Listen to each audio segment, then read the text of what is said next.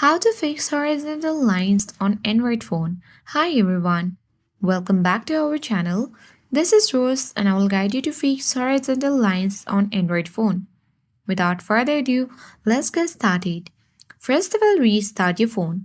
A simple restart can clear minor glitches causing display issues. To do that, hold power button on your device.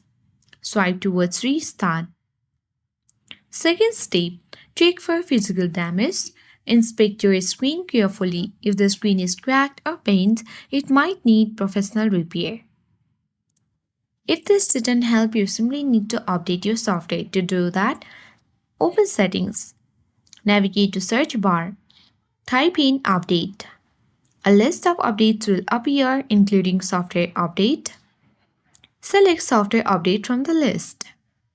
Install any available updates to fix known bugs.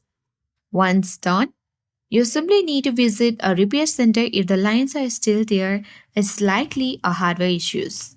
So that's how you fix horizontal lines on your Android device. I hope this guide was helpful. If it was, don't forget to like, share and comment. Thank you for watching and I'll see you in the next video.